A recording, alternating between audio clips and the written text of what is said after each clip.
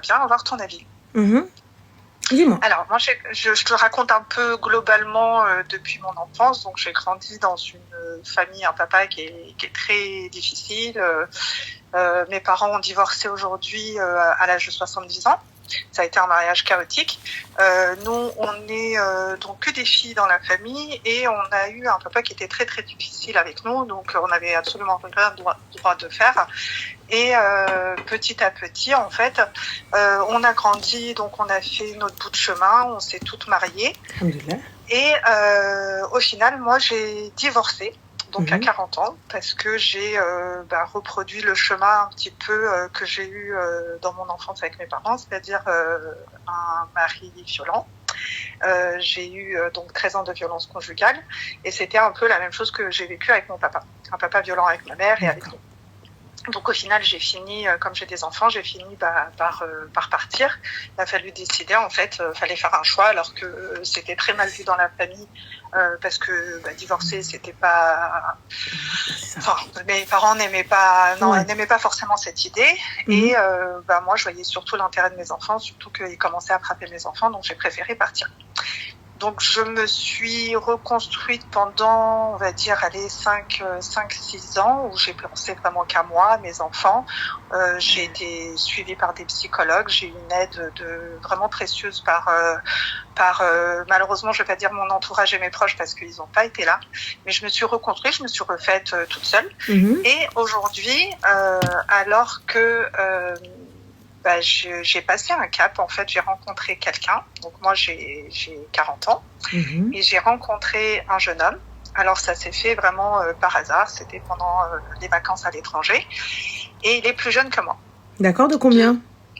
De 16 ans. D'accord. De 16 ans, voilà. Et en fait, alors au début, j'étais totalement fermée à l'idée de faire quoi que ce soit avec lui, d'avancer, ni rien. Donc je l'avais prévenu, je lui ai dit, moi, il est hors de question que j'avance, mais il insiste. Ça a duré quand même 2 ans. En fait, ça a été un coup de foudre. Et au final, de fil en aiguille, j'ai commencé à avoir confiance en lui. J'ai essayé de le connaître. Je lui ai laissé une chance. J'ai essayé de le connaître. J'en ai pas parlé à mes enfants au début, juste à quelques amis proches que j'ai gardés parce que j'ai été très isolée, en fait, vu que j'ai plus personne de ma famille qui me parle. Donc j'en ai parlé à des amis proches et ils me disent, autant sur un plan religieux que sur un plan personnel, ils ont un avis plutôt positif là-dessus parce que ils ont vu un petit peu aussi le personnage et il a l'air sincère, en tout cas pour elle. Donc moi, j'ai poussé vraiment le truc, mais vraiment à bout, pour te dire, autant être honnête avec toi, j'ai vraiment été odieuse, vraiment avec lui. Mais je lui en ai fait voir de toutes les couleurs, parce que j'étais vraiment fermée sur l'idée. C'était non, je voulais absolument pas faire quoi que ce soit avec lui.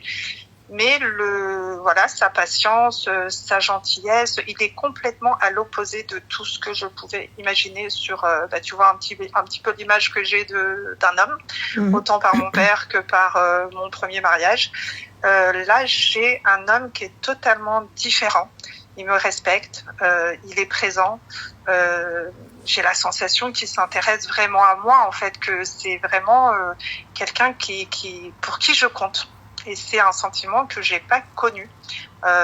Pour moi, un homme, ça a toujours été quelque chose de négatif dans ma vie, donc je me suis un petit peu construite toute seule et ça a fait le caractère que j'ai un petit peu aujourd'hui.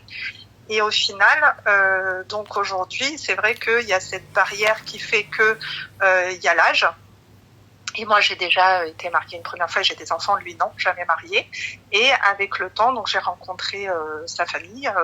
Donc à un moment, il m'a dit, est-ce que tu veux quand même qu'on essaye de faire la rencontre avec la famille pour que tu vois un petit peu. Donc j'ai rencontré sa famille. Sa mère est venue, donc on s'est rencontrés, on a discuté un petit peu. Après, j'ai connu aussi un peu ses sœurs. Et j'ai laissé faire le temps. Donc pendant 3 ans, la première année, donc j'étais complètement fermée à l'idée de faire quoi que ce soit. La deuxième année, j'ai laissé une chance, on va dire, j'ai commencé un petit peu à ouvrir la porte. Et la troisième année, j'ai accepté. Et aujourd'hui, je me suis mariée avec lui, donc là depuis le mois d'avril. On s'est marié donc à la mairie. Donc lui, il est à l'étranger. Il n'est pas en France, il est à l'étranger. Je me suis mariée avec lui. Et là, donc j'en ai parlé à ma mère. Excuse-moi, ta mère, elle savait pas que tu t'étais mariée ?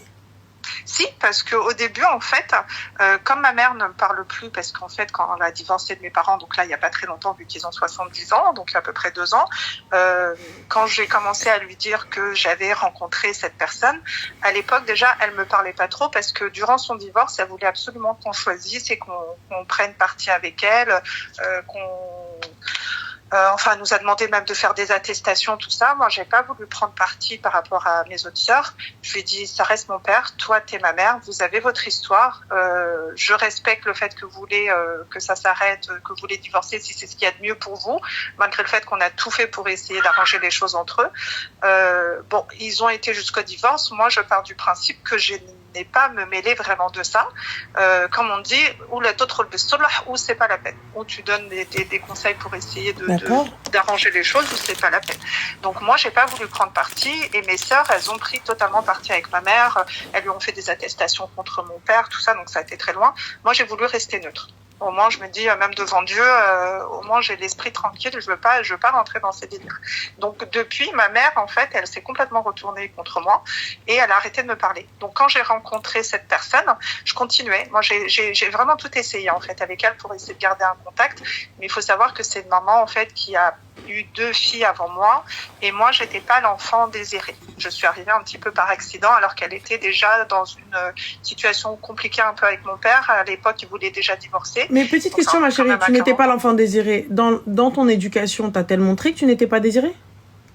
En fait, elle me l'a toujours dit. Elle m'a toujours dit que de toute façon, elle a même pris de l'eau de javel, des cachets, tout ça pour me faire tomber, mais qu'elle n'a pas réussi à me faire tuer quand j'étais dans son ventre. Donc en fait, elle me le disait clairement. J'ai grandi avec ça, mais j'ai toujours gardé l'idée que ça reste ma mère et je me dis bon, c'est pas grave, ça reste ma mère. J'ai toujours cherché à garder ce contact avec elle jusqu'à ce que je m'en rende compte, peut-être avec l'âge et la maturité, que des fois une maman peut être aussi malheureusement nocif. Oui. Donc j'ai essayé de m'écarter un petit peu, j'ai arrêté de chercher à garder contact avec elle ou de absolument toujours avoir son aval pour quoi que ce soit. Je me dis aujourd'hui je suis une personne mature, donc je peux prendre mes propres décisions, mais moi je cherchais toujours un petit peu à avoir son opinion pour toujours faire les choses un peu comme elle veut, en espérant peut-être qu'elle allait à un moment me désirer un peu comme les sœurs. Mais quand je me suis aperçue que c'était en vain et que ça ne servait à rien, donc j'ai commencé à prendre mes propres décisions. Je l'ai quand même avertie quand j'ai rencontré cette personne. Alors la première fois, elle me dit que j'ai qu'à faire ce que je voulais, que c'était ma vie, que ça la regardait pas. Et à partir du moment où ça a avancé et que je lui ai dit que finalement j'allais lui donner une chance et que j'allais accepter sa demande en mariage, parce qu'il a vraiment tout fait dans les règles de l'art, et comme je t'ai dit, c'est vraiment pour me convaincre moi de me remarier après tout ce que j'ai vécu. Il m'en faut vraiment beaucoup, et je t'ai même avoué que j'ai poussé vraiment le bouchon, j'espère que Dieu me pardonnera, mais tellement que j'avais peur, je lui ai fait tous les tests possibles. Il m'a une vraie folle dingue. Et je lui ai même demandé pardon à un moment d'avoir poussé le bouchon aussi loin, parce que c'est vrai que j'ai été un petit peu dans l'abus, mais il comprend, il me dit c'est normal, avec ce que j'ai vécu, c'est normal, et que si ça pouvait me rassurer, excuse-moi, mais que je compte ce que je voulais. C'est quelqu'un que tu as rencontré en vacances, donc au pays ? Ouais, pendant les vacances. Donc c'est quelqu'un qui n'a pas les papiers ? Non, il n'a pas les papiers. C'est quelqu'un qui va venir, que tu vas devoir assumer ? Oui.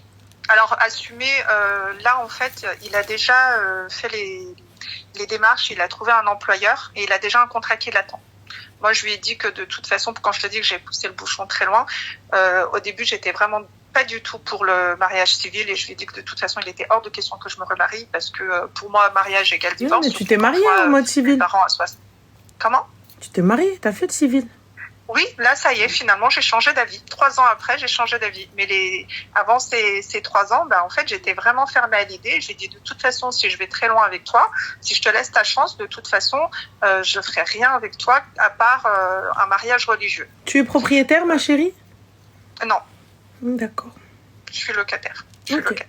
Et en fait, non, même par exemple, quand je descends, il veut pas que je dépense 1 centime, même pour me loger, pour manger, pour mon café. Il veut pas. Tu as des filles ? Que je sois...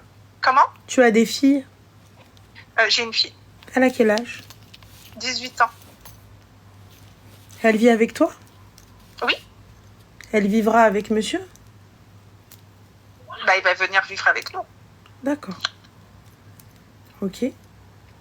Et en fait, j'ai aussi donc parlé à mes enfants quand ils ont accepté l'idée, parce que ma priorité c'était de savoir si mes enfants allaient accepter la situation. Moi, ma fille elle m'a dit, écoute, maman, excuse-moi ma chérie, je t'arrête juste un petit instant. Quelle est cette question? Eh bien ma chérie, pourquoi est-ce que je pose ces questions-là? Pour la simple et bonne raison qu'on a été élevé par une mère seule, et que lorsqu'un homme que tu ne connais pas, et on est musulman, lorsqu'un homme que tu ne connais pas, quand bien même tu veux faire ta vie avec, elle a une bint azba. Azba, ça veut dire quoi? C'est tabarakallah, 18 ans, encore un petit peu, elle va arrêter un petit peu, incha'Allah, elle voit sa fille bilhanna fi yediha. Tu vois? Pour le coup, ça reste, ce n'est pas son mahram. Je veux savoir, Anna. Tu vois? Je peux pas même laisser mes enfants à cette personne-là, je sais pas. Tu vois, quand bien même je vais me marier avec, je ne le connais pas, et lui-même, il la connaît pas. C'est pas parce qu'ils sont mariés, ils vivent pas ensemble. Je connais pas, ça reste un étranger. Et donc ça veut dire que si demain la petite elle se voile, elle est obligée d'être voilée devant cet homme-là. Ça n'est pas son mahram. Quand bien même le père le mari de sa mère. Donc voilà où sont mes questions cheloues. T'arrives à c'est quoi ces questions? Voilà pourquoi. Parce que on est arabes ou musulmans. Voilà la question. Oui, donc en fait, durant ces 3 années, moi j'ai commencé, la première chose que j'ai fait, j'en ai parlé à mes enfants quand moi j'ai pris la décision que j'allais laisser une chance à ce monsieur. Donc j'en ai parlé à mes enfants. Ma fille m'a dit, avec tout ce que j'ai déjà vécu, si ça pouvait me rendre heureuse, pourquoi pas, elle n'était pas fermée à l'idée. Mes garçons aussi. Et donc c'est là où j'ai commencé aussi à petit donc faire les présentations. Et après on est parti plusieurs fois aussi au pays, donc ils l'ont rencontré, il y a eu la rencontre, on a passé aussi les vacances sur 1 mois là-bas, donc pareil, il a pu les rencontrer, on a passé du temps ensemble. Et à partir du moment où on avait commencé par faire les fiançailles, donc pour moi il est hors de question qu'ils viennent vivre à la maison, parce que j'avais loué une villa pour mes enfants pour les vacances, donc ils venaient, ils faisaient des allers-retours, on passait des journées ensemble, des sorties, des activités. Et là quand on s'est mariés, pareil, donc on a repassé les vacances ensemble, et ça se passe très bien, ça se passe très très bien. Tant mieux. Donc du coup, quelle est la question? En fait, c'est pas forcément une question, c'est juste que comme je suis très isolée et en fait tout ça, j'aurais voulu le raconter à ma maman pour avoir un peu son avis, tu vois, un peu savoir ce qu'elle pensait ou et j'ai personne en fait. J'ai une amie, mais voilà, c'est pas une personne qui connaît aussi toute ma vie, tout ça. Et en fait, quand je regarde tes lives, je me dis que j'aime beaucoup ta façon de penser, le fait que tu sois très posée, très réfléchie, et juste savoir en fait ton avis. J'ai pas forcément de questions en fait, j'ai juste je sais pas, comme je suis toute seule, très isolée, j'aimerais bien avoir un peu un avis, savoir ce que toi tu en penses. Il n'y a pas de souci, donc moi je vais répondre juste à une question. Donc moi, de ce que je sais, Allahu A'lam, allez vous renseigner auprès de personnes de science et de foi. Quant à votre beau-père, il n'a aucune tutelle sur vous lui permettant de vous marier, sauf si le centre islamique le mandate pour le faire, et Allah c'est mieux. Voilà ce que je sais, Allahu A'lam, surtout quand la fille, tabarakallah, 18 ans et que son père est en vie. Le Mohim, passons. Ça vous prenez ça comme vous voulez. En fait, il n'a plus contact du tout avec les enfants. Il n'y a pas de mais son père est en vie. Oui, il est en vie, ça reste son père. Et moi, en aucun cas, j'ai voulu lui enlever. Il n'y a pas de souci, mais là, la réponse n'était pas pour toi. T'inquiète pas, ma chérie. Ça, je te dis juste pour les gens qui sont dans le. Voilà. Juge, même s'il y a eu des violences pour ses enfants, qu'il ait quand même un contact. C'est lui qui a pris ses clics et ses claques et qui ne veut même plus avoir des. Là, pour ce qui est pour toi. Honnêtement, il n'y a que toi qui sais, ma soeur. Toi, tu m'as dit, je l'ai fait galérer pendant 3 ans. J'ai mis des règles, j'ai mis ceci, j'ai mis cela. Habibti, dans tous les cas, je vais pas te dire te remarie pas. Moi, j'ai toujours poussé une femme à ce qu'elle se remarie, et si tu trouves ou le dîner, etc. Mais, rd balek, ça veut dire ouvre les yeux. Ne dors pas tu vois, comme on dit, nia, mais reste faïqa. Ouais. Tu vois? Donc ça veut dire si t'as un bien ou quoi que ce soit, habibti, écris-le à tes enfants, ou là je sais pas, ou là fais un contrat, ou là chez haja, tu vois. On a fait un contrat. En fait, quand on est parti voir un notaire avant quand on fait les préparatifs du mariage, on a fait un contrat, il a signé. Moi j'ai mis toutes les modalités que je voulais. Tu as fait salat istikhara? Comment? Tu as fait la prière de consultation? Oui. Moi, je fais mes prières toujours en temps et en heure. Je dors tous les soirs en faisant mes ablutions. La dernière chose que je fais, c'est lire un peu de Coran. Et j'ai fait la prière de consultation. Et j'ai vu que le khir. Écoute, c'est tout ce que j'ai à te dire. Mais pour le coup, le contrat de mariage, s'il a été fait au pays, je crois qu'il doit être retranscrit ici. Je ne suis pas sûre. Ça a été retranscrit. Voilà. J'ai reçu la transcription. Voilà, je suis pas sûre. Renseignez-vous. Ouais. Après, Arti, s'il travaille et que sa famille qabline, que tu aies des enfants et que tu as déjà été marié, Arti, qu'est-ce que tu veux que nous on te dise? Si tout le monde a accepté. Tout le monde a accepté, tout est ok. J'ai peur du regard des gens par rapport à l'âge. Il a 24 ans, c'est ça? Ouais. Malgré le fait qu'il soit plus jeune que moi, il est hyper mature en fait. Il parle. Tu t'es projetée, ma chérie, un petit peu dans 10 ans, ce que ça allait donner? Oui. Et du coup? Et malheureusement, tu sais, avec tout ce que j'ai vécu, aujourd'hui, je vis surtout un peu au jour le jour. Et quand je revois l'avenir, c'est surtout, je pense plus à l'avenir de mes enfants. Moi, ma chérie, j'ai un peu peur et je suis désolée d'être le messager de mauvais augure. Mais le souci, c'est que il est pepoun. Il va peut-être vouloir des enfants. Peut-être que toi, tu n'en veux plus ou tu ne peux plus. Je ne sais pas, mais peut-être que toi, tu n'as plus envie de pouponner des bébés. Parce que, Allahumma barik, tu as déjà eu tes enfants et que tu as déjà passé la phase de couche, tu vois. Mais si lui, demain, il arrive, ce qui est dans son haq et dans son droit, il vient, il te dit, voilà, moi, je veux un bébé. Je veux des enfants. Qu'est-ce qu'on fait? On en a déjà parlé parce que j'ai amené le sujet justement un peu sur cette question. Pour lui, en fait, il m'a dit, on remet ça entre les mains de Dieu. Il m'a dit, est-ce que toi, d'abord, tu veux avoir un enfant? Il m'a dit, moi, on a déjà tes enfants à élever, donc si tu veux, on peut se concentrer là-dessus et ça me pose pas de problème. Il me dit, si Allah il nous accorde, il me dit, si toi, tu veux déjà, ok, si Allah nous l'accorde, tant mieux si on est tous les deux d'accord. Parce que lui, il voudrait d'abord venir, essayer de se poser un petit peu et déjà trouver un travail. Et il m'a dit après. Il veut construire son avenir, ma chérie, c'est normal. Il a 24 ans. Il veut construire son avenir, c'est tout à fait normal. Il m'a dit, on attend au moins 1 an ou 2, et si tu te sens prête, pourquoi pas. Et si Allah il nous l'accorde, écoute, pourquoi pas. Parce que par rapport à mon âge, le fait que j'ai 40 ans, mais c'est pas avoir des enfants. C'est pas vrai.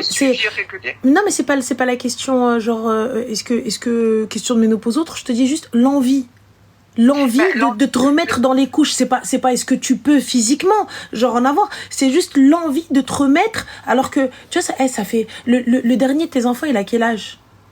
8 ans. 8 ans. Donc ça fait 8 piges qu'il n'y a plus de couches là. Allez, 6 ans, 7 ans, qu'il n'y a plus de couches. Le fait d'être très isolée, en fait, je suis proche plus des enfants que des adultes, tu vois. Donc, j'adore les enfants. Et j'ai longuement réfléchi à la question et je me dis, si je devais aujourd'hui me poser la question, oui, je serais prête à avoir un enfant. Et puis, ce serait égoïste de ma part de ne pas lui donner un enfant si j'ai la possibilité encore de tomber enceinte. Déjà, en pensant à lui, mais en pensant à moi, oui, je serais totalement prête. Moi, ma chérie, franchement, je te mens pas.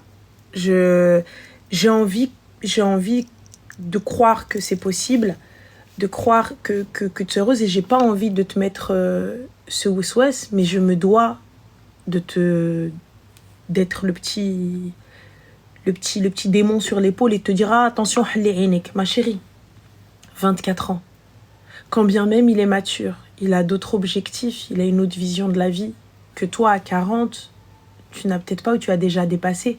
Toi, il y a des choses que tu as vécues, que ça y est, c'est bon, c'est... Je sais pas, shifti ou shrabti, shbeti. Lui, à 24 ans, yallah, il a dit bismillah dans la vie. Yallah, il dit... Il commence sa vie. Moi, j'ai déjà eu une vie, déjà.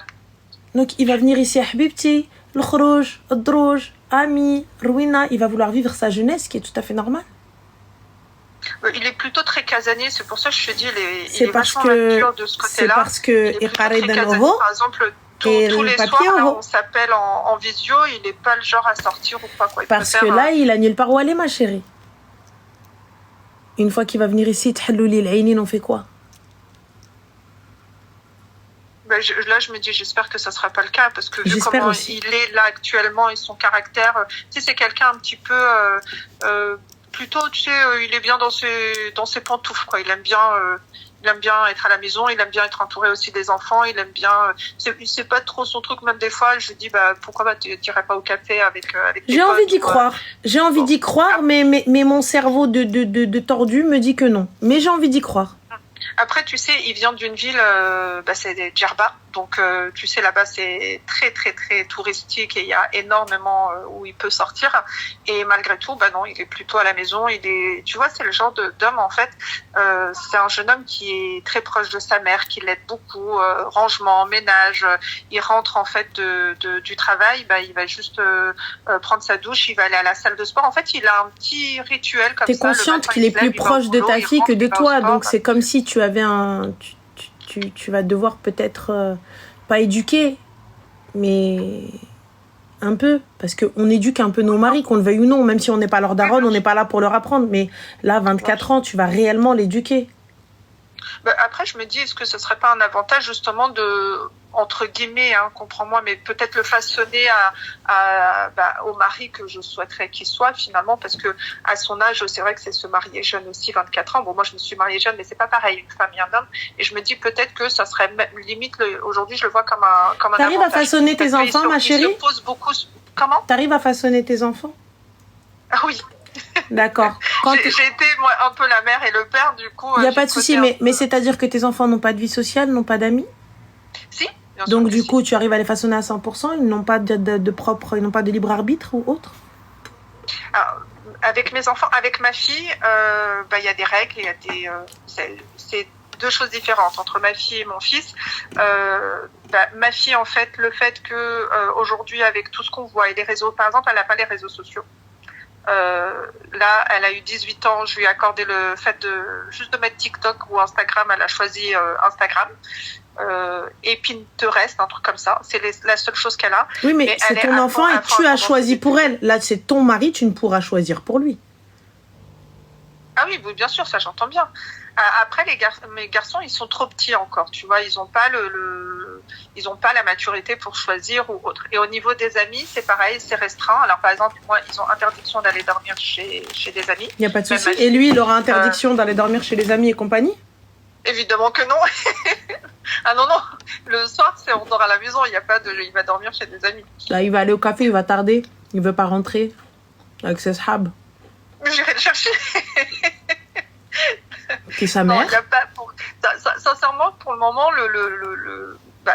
comme il est pas comme ça, même là, par exemple, quand il va au café. Il n'y a pas de problème, il n'est pas comme ça, mais s'il le devient. Il est sur son téléphone à m'envoyer des messages. Tu vois, il est au café. S'il le devient, ma chérie. Il va rentrer. Parce que là, tu le connais dans un contexte, il va venir dans un autre contexte. S'il le devient, qu'est-ce qu'on fait? Après, l'avantage, c'est que ici, il a personne aussi. Ses parents sont là-bas. Pour l'instant, il a personne, mais quand tu viens, tu rencontres des gens, il va travailler, il va se faire des amis. Oui, c'est sûr. Ça, c'est sûr, mais s'il garde le même rythme, c'est-à-dire il ne gardera pas. Après, il va à la salle de sport, au pire, il se fait un petit café. Mais même, tu vois, dans ses discours, quand il se projette, il projette des sorties en famille, il projette des voyages en famille. Ben écoute, Inch'Allah, il fait même pas son âge, il fait plutôt pépère dans sa façon de penser. Bah écoute, là au fort ma chérie, franchement qu'Allah te facilite. C'est un sportif qui est à fond dans le sport, du coup pour lui il va passer 1 heure à la salle de sport, après il va rentrer et il va aider sa mère à faire à manger, à mettre la table, à ranger, et il reste à la maison. Et après des fois il me dit tiens, je vais juste aller faire une petite heure au café avec les potes, et il est sur son téléphone toutes les 2 minutes à m'appeler. Et après il rentre et on passe la soirée en visio ensemble. Ouais, Bartillah wa faq Inch'Allah, qu'Allah te facilite. Khair Inch'Allah. Merci beaucoup. Je t'en prie, ma chérie. Moi, la seule chose qui m'effraie, c'est le regard des ans par rapport à l'âge. Mais comme me dit la seule amie que j'ai, elle me dit, mais tu sais, si tu connais un petit peu la religion, tu sais que le prophète lui-même s'est marié avec une femme beaucoup plus âgée. Aujourd'hui, est-ce que c'est quelque chose qui peut passer aussi facilement? Mais est-ce que j'ai vraiment envie de donner de l'importance au regard du genre? Parce que les seules personnes, à la rigueur, leur avis m'aurait intéressé, c'est mes parents. Mais mes parents eux-mêmes, j'ai pas de lien avec eux. Donc je me dis à la rigueur, aujourd'hui c'est peut-être aussi un nouveau départ. Je suis toute seule. Est-ce que Dieu me l'a pas envoyé justement pour avoir un soutien? Parce que autant il comprend mon passé, il est très calme aussi. C'est quelqu'un de très calme, très posé. Et je vais pas forcément raconter toute mon histoire parce que ça le regarde pas. Je pars du principe que mon passé avec mon ex-mari, je lui ai donné ce qu'il avait à savoir et pourquoi j'ai divorcé. Mais et là-dessus il comprend. Quand j'étais très au début très méchante, on va dire, avec lui, il comprenait que ça c'était aussi un traumatisme par rapport à ce que j'ai vécu avant. Et il m'a aidé justement à changer, à être beaucoup plus calme. Donc c'est pour ça que je dis, il est prématuré malgré son jeune âge. En fait, il fait pas du tout. J'arrive à oublier qu'il a 24 ans parce que même physiquement, il les fait pas en fait. Il commence même à avoir des petits cheveux blonds sur les côtés comme ça, donc il les fait pas du tout. Donc le regard de gens, ça va peut-être être un frein, mais moi en fait, je vois rien de méchant dans ce que je fais ou de mal. C'est ça que. Ah non, il y a rien de mal. On n'a jamais dit qu'il y avait quelque chose de mal. On a juste dit que comment c'est fait, c'est pas forcément bien. Tu me parles de contrôle, tu me parles de façonnage, tu me parles de... Mais c'est pas grave. Après, le khir fi makhtara Allah. Khir, Inch'Allah, tu vois, qu'Allah te facilite. Et en espérant que ça se passe comme tu veux. Mais après, ma priorité, ça a toujours été mes enfants. Donc là, je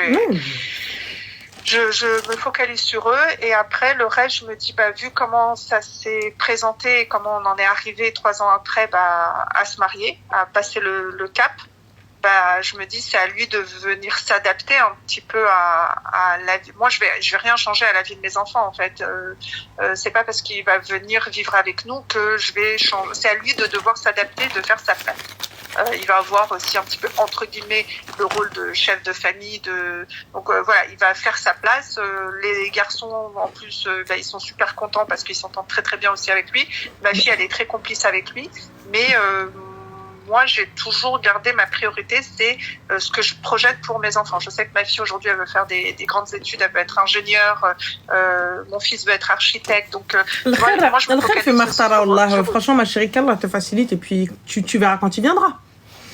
Tu verras quand il viendra. Au moment voulu. Bah oui, khair, Inch'Allah. En tout cas, bon courage à toi et qu'Allah te facilite. Je t'en prie, Habiba. Merci beaucoup, Ranel. Je t'en prie. Merci. Slama. Au revoir. Aucun commentaire. Aucun commentaire. Je suis en train de manger mes émotions. Aucun commentaire.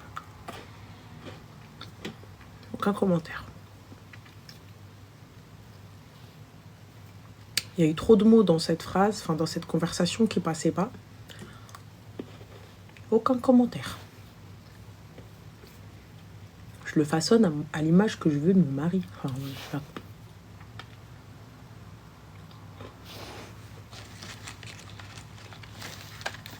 Contrôle, façonnage. Quand c'est un mec qui dit ça,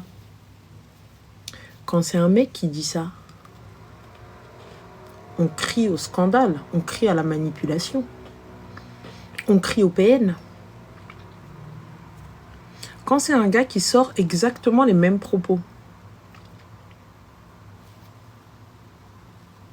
on lui dit mais ça va pas, red flag ma chérie, lâche le khra. C'est vrai ou pas? Les mêmes mots, mais pas la même intonation. On vient, on crie à ça. On traite le gars de clochard, on traite le gars de fils de péripapéticienne, on le traite de tous les noms. Et le lâche le khra, la base. Le qawidou, il y va. Là, je sais pas quoi dire. Je sais pas quoi dire, elle m'arroge. Ma chérie, tu me dis, alors, le Romy, le Romy, tu me dis, il fallait lui dire. Mais quand tu lui dis, comment ça tu veux façonner? Tu dis, mais non, il est pas comme ça. Mais la salle de sport, il va pas aller à la salle de sport ici. Hein? Elle te dit, ouais, mais non, mais attends, des enfants, tu sais, etc. Mais quand il va se faire des amis ici, et qu'on va commencer à lui dire, ouais,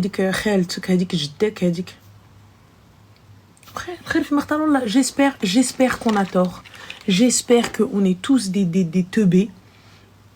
J'espère qu'on est tous stupides et que nous tous, là, notre cerveau, il est nul à chier et que ça va être un mec bien et qui va bien faire les choses avec elle. C'est tout ce que je lui souhaite. Mais, ma chérie, si tu m'écoutes, blinde-toi. Juste blinde ton cœur. Juste blinde-le. Juste ça. Comme ça, il se passe quoi que ce soit, ça t'impacte pas trop. Genre, ça t'impacte pas trop. Juste ça. Voilà. Juste ça. Honnêtement, Wallah, je te souhaite du plus profond de mon cœur et qu'Allah m'en soit témoin. Je te souhaite que tous nous tous là, on est tous des teubés et que toi, t'as raison. tu vois, et que le khayr fi makhtara Allah. Mais juste une chose, fais-le pour nous, fais-le pour être stupide que nous sommes, blinde ton cœur. Juste c'est tout. Blinde ton cœur. Parce que, vu comment... Oh, pinaise, c'est le truc, il a bougé. Oh là là, j'ai vu un truc faire ça, je me suis dit, wow. Voilà, juste, voilà, blinde ton cœur. C'est tout. Allez, khayr. Allô? Allô? Salam alaikum. Alaykoum salam. Je suis contente de te voir. Le content est partagé. Dis-nous tout, ma chérie. En fait... Excuse-moi, ma chérie, on t'entend de over loin. Ah, ok, alors qu'est-ce qui se passe? Là, tu m'entends bien? Pardon? Là, tu m'entends bien? Ah bah alors là, Habibti, t'es rentré dans nos oreilles. Dis-nous tout. Ok. En fait, voilà, moi, je suis une maman. Je suis convertie, donc j'ai une fille de 20 ans. D'accord. Ça s'est toujours plus ou moins bien passé. Mais là, j'ai une grosse crise avec elle. Qu'est-ce Elle qu'elle est partie. Elle est partie où, ma chérie? Elle est partie chez sa copine pendant 7 jours. D'accord. Pourquoi? Parce qu'en fait, elle a fait quelque chose que je trouvais pas bien. Je lui ai dit, et en fait, on ne peut lui faire aucun reproche. Elle se fâche. C'est-à-dire, ma chérie, qu'est-ce qu'elle a fait et qu'est-ce que tu lui as dit? Qu'est-ce qu'elle a fait? En fait, il y a des choses, je peux pas en parler devant tout le monde parce que la hache, tu vois. D'accord. Mais en fait, c'est des valeurs qu'on lui a inculquées, tu vois, des comportements qu'elle faisait pas avant. Et depuis qu'elle traîne avec sa copine dans la maison, elle a des comportements bizarres, tu vois. Genre, elle est moins pudique. Et en fait, moi, je lui ai fait un reproche, en fait. Je lui ai juste dit, mais qu'est-ce qui t'arrive? Il faut pas être comme ça et tout. Et en plus, elle a porté le hijab, elle l'a enlevé. Il y a quelques mois, c'est son choix et moi, je respecte son choix. Mais je veux dire, en fait, après, c'est le fait, moi, qui m'a tué, c'est que je lui ai fait un reproche, mais au lieu de l'accepter, simplement de me dire, maman, t'inquiète et tout, elle m'a crié dessus et je lui ai dit ça, j'accepterai pas. Donc, j'ai pété un câble et je lui ai dit, tu me recries dessus, tu vas comprendre ta douleur parce que c'est pas normal. J'ai essayé de lui parler, mais voilà, et elle est partie. Et son père, il me dit, quoi? Il me dit, mais écoute, si elle veut pas t'écouter, on a parlé. À un moment, il faudra la laisser partir. Mais, moi, ma chérie, excuse-moi, tu m'as dit qu'elle s'est... pas ça. Excuse-moi, tu m'as dit qu'elle s'est voilée et qu'elle a retiré son hijab. On est d'accord? Ouais. Parfait. Sur ça, on est d'accord que la religion, c'est propre à chacun. Exactement. Voilà.